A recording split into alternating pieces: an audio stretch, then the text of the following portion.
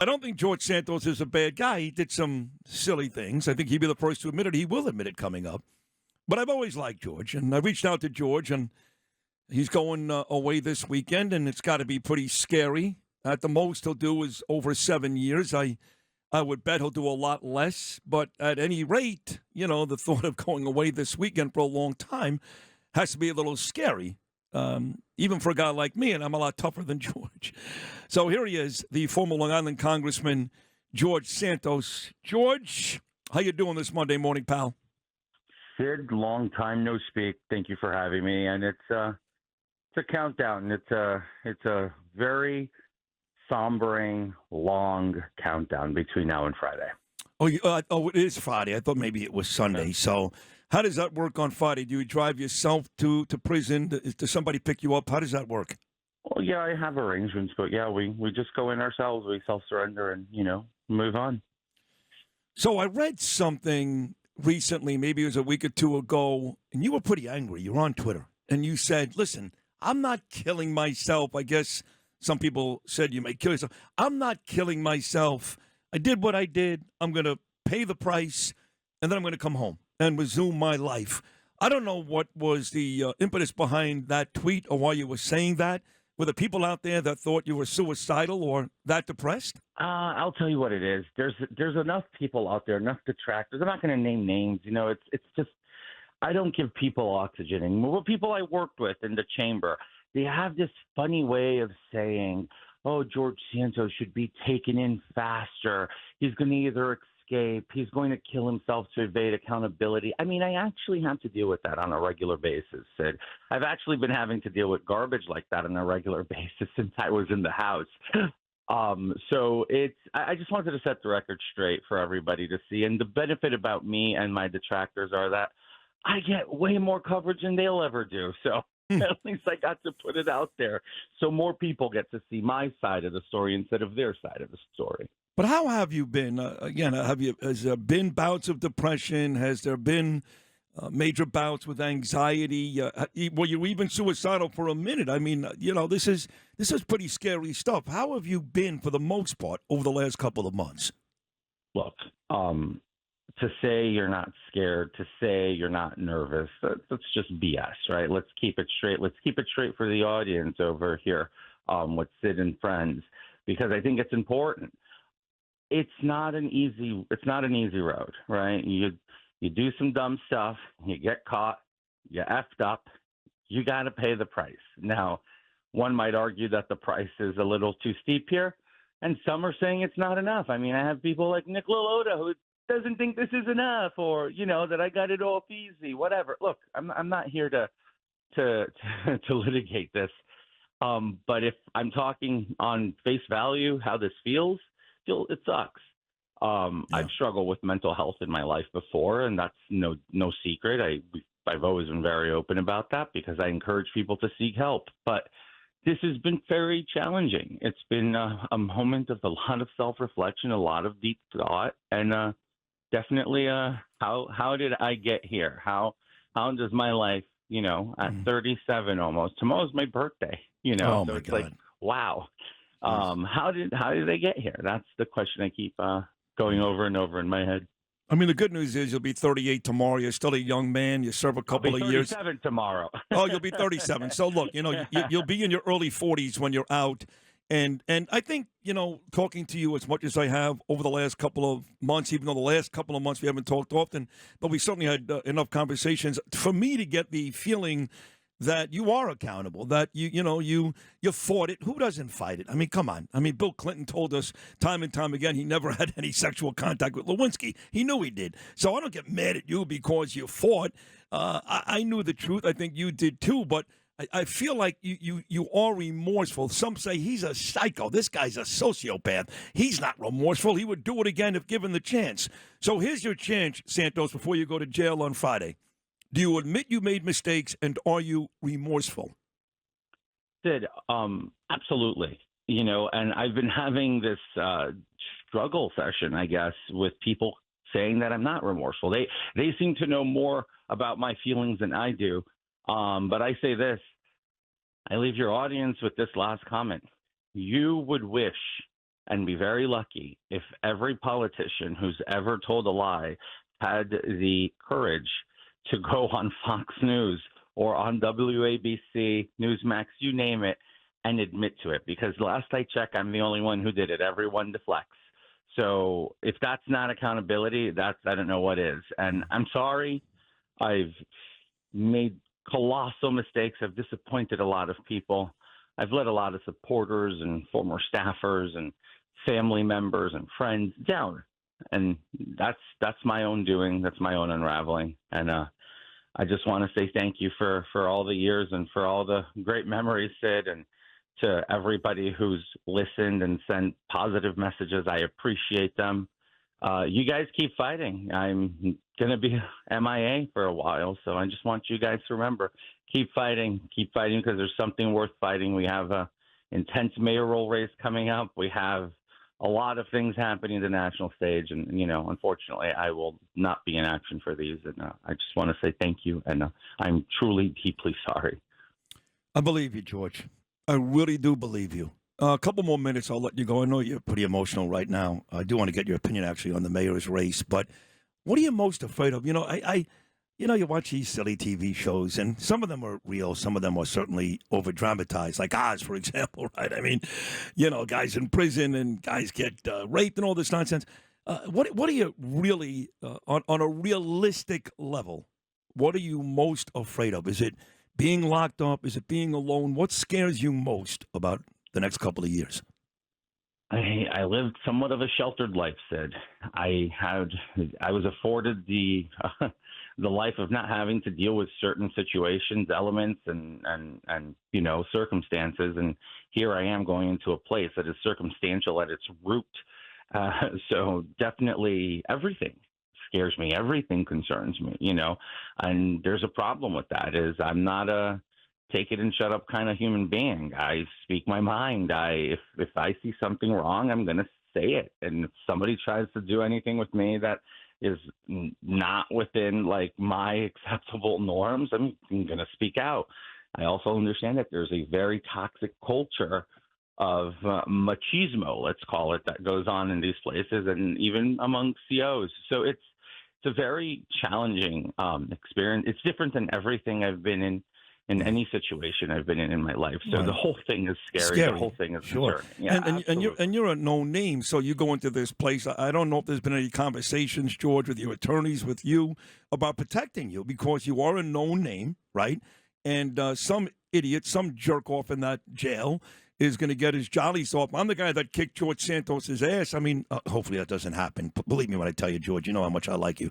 Hopefully that doesn't happen. But there may be that guy there. So have there been conversations about protecting you above and beyond the other inmates who people don't know? Well, that request was made and essentially scoffed off and made fun of by District Judge Joanna Seibert in the Eastern District when we requested protective custody. She essentially laughed and found it to be funny. So I don't know. I mean, we don't have an arrangement for protective custody as of yet. And hopefully if we rise to that moment, I think that it would be appropriate because it's been afforded to so many people with the same type of predicament. And if we all remember well, lots of high-profile inmates, when they go in, they tend to get, put through the ringer just because of exactly what you just said. Yeah. So we're definitely trying to look. You might be an inmate, you might be a felon. You're still an American, and you have civil rights. That's how this works. Agreed. So you talked about Lolota and others that thought you deserved more. I got a text from Joseph Abboud. He happens to be the most successful and best men's clothing designer ever. I wear his clothing, his stuff just about every day, either him or Anthony from the garage. And he said, wait a second, there are murderers and rapists on the streets, and Santos is going away for 7 years. So that's a very high-profile guy that is actually sympathizing with you. Have others reached out to you from the House, political people? Oh, my goodness. Yes? Oh, my goodness. Plenty of my former colleagues have been amazing in trying to help me with a disposition even. And I got to say, so many. And you want to hear the better part, Sid? It's not just Republicans. It's Democrat and Republicans. I've built enough goodwill with people, and I can say this. Everybody thinks it's outrageous. I mean, you have people like my treasurer who did literally performed all of the activity, and she got 3 years of probation because she was in George Santos. Hmm. First time offender with an absolutely insanely pretzel twisted case. And they're throwing a book at me that didn't even really exist in a case like this, but they created it so that it can exist. So I get a lot of sympathy. But why do you think they did that? I mean, it doesn't help when you have Sid, my downfall and my inability to defend myself is when I was denied due process. I was fired without very little qualms from the House. Anthony D'Esposito and Nick Lalota's crown jewel moment in their lives. I believe they reached peak doing that, right, by denying me due process and parading around like if they were the saviors of the universe. The rest is history. But I lost all my juice and my ability to fight and defend myself at that point. Mm-hmm. And here we are. Here we are. So before I let you run here, you did mention the mayor's race, and you're a politically astute guy no matter what, okay? And this race has become national. You've got Cuomo. His name is a national name. You've got this Mamdani, who's become the sweetheart of big names like Bernie Sanders, AOC, all these psychos. You've got the incumbent mayor who's still serving, Eric Adams, and you've got a very famous guardian angel leader named Curtis Sliwa. So this is no longer a local race. The national shows talk about this mayor's race almost every night. My position is I love Curtis. I think he'd be a great mayor. I want Curtis to win. But if not that, anyone but Mamdani. What does George Santos think? I say the following, Sid, and it's at odds with a lot of my friends. I think at this point it's anyone but Mamdani, even if that means a coalition campaign against him. Everybody drops out, pick one guy, the other guys all get appointments in their specialty sectors in the city.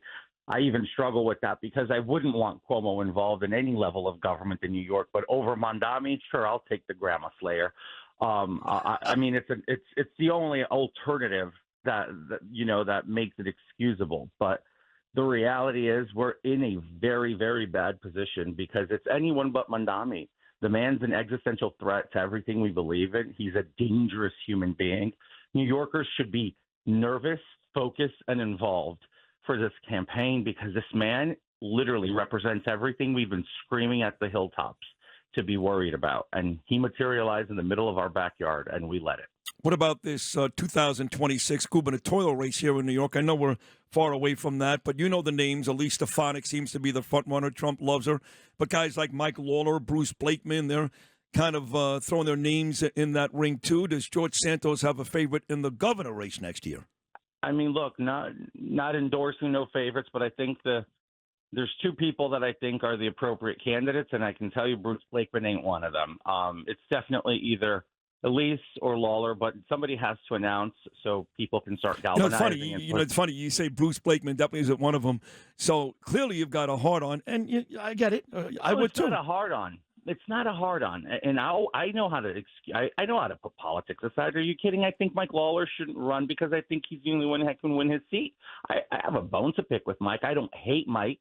I don't make it personal. I might have a difference of opinions, and I told him that during the inauguration. I don't hate him.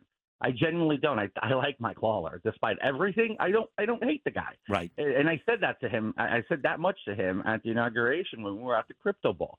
The difference here is I know how to put things aside and be pretty pragmatic, unlike, my kind nickname for both Lalota and D'Esposito is the Salami Brothers. And that's not to be racist or anything. It's just something that came up once by a staffer, and I adopted it, and I thought it was funny. There was a meme that circulated around, and that's why I found it funny. So listen, those guys are my friends. I know that, but I'm friends with you too. So, and I tell them, I go, I don't care if you don't like them. I like them. Hey, how come President Trump hasn't reached out to help you with this? It's a great question. Your listeners would love to hear. I believe that you don't need to like somebody, right, and whatnot, but to hear from the horse's mouth that the Speaker of the House was forced by New York Republicans and the New York GOP apparatus to go to the White House and essentially say you cannot endorse, you cannot pardon or give George Santos clemency, or else this contingency of Republicans in the House will not vote for the agenda. So they're leveraging their power. I mean, look, for New Yorkers who are represented, and you don't need to take this from me as face value. Go do your own research. It's out there. Your representatives in New York at large, not all of them, but some of them, are leveraging their power to step on my neck versus to actually advance a better life for all of you. That's what's happening, Sid. I'm going to reach out to President Trump, somebody in that campaign, to reconsider and pardon you and get you home, hopefully, sooner than this sentence says you should be there for. I tell you this, Tuma, I'll let you run. Is your career over? I don't think it is. Again, you get out, maybe you're 41, maybe you're 42, you're still a young guy. We are certainly a country of second chances. Christ, I've had 9, okay? Now, I haven't been arrested for a felony. You're special, though. No, so stop. Well, thank you for that. But on a serious note, do you think that there's a second act for George Santos in politics? I leave that to God, and I know that sounds cliche. I don't know.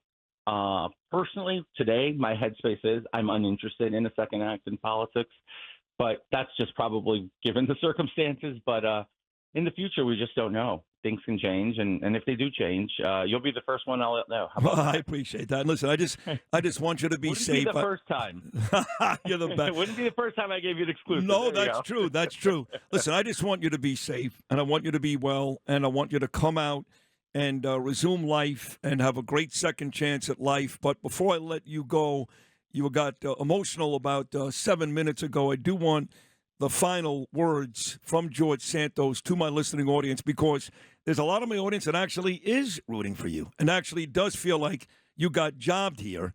So as you get set for your next chapter in life on Friday, which is not going to be the end of the book, okay? There's a lot of this book left, George. Take it from me. I've been to jails, I've been to rehabs, all this stuff, not federal prison, but there's a lot of this book left, okay? So people are still rooting for you. What is George Santos's words to this audience before you leave on Friday? Sid, as I said earlier a few minutes ago, thank you. Humbly, thank you. Thank you for listening. Thank you for supporting. Thank you for being there. And thank you for engaging in dialogue, whether it's pro, whether it's anti, whether you think I deserve a chance or not. I just appreciate you for engaging, you all, right? From your network to, I'd be remiss if I didn't shout out John Katzmatidis and his entire family for creating a platform where we can communicate with one another. And also, I'm profoundly sorry. I know there's people listening right now. I know who you are, and you're disappointed, and I'm sorry. Whether you're in Queens, Nassau County, I'm sorry. I didn't do my best. I had an opportunity to show up and do my best, and I electively chose not to. And for that, I will forever live with the guilt of the consequences of my bad choices. But Sid, and to you, and I'm going to say this to our late friend Bernie, who is dearly missed by everybody. Yeah. Thank you for always giving me a shot. From the day we met in Eisenhower Park, thank you very much for always giving me a shot. And it's always a pleasure, and I couldn't have it any other way than stopping by to say goodbye for now to you and your audience. It's a so long, as far as I'm concerned. We will talk again. If you need anything along the way, I'll be in touch. I'm going to get all the pertinent info that I need to make sure that you're okay. Just get there on Friday and, keep your head up and be positive, because it'll be over before you know it, and we'll get you back out here. So, George Santos, thank you so much. I wish you the best. We'll talk again soon. God bless you. Thank you, Sid. Appreciate it. All right, pal. George Santos, right here on Sid and Friends in the Morning. And that's got to be tough on a Monday morning, knowing you're going to jail for years and years. Coming up on Friday.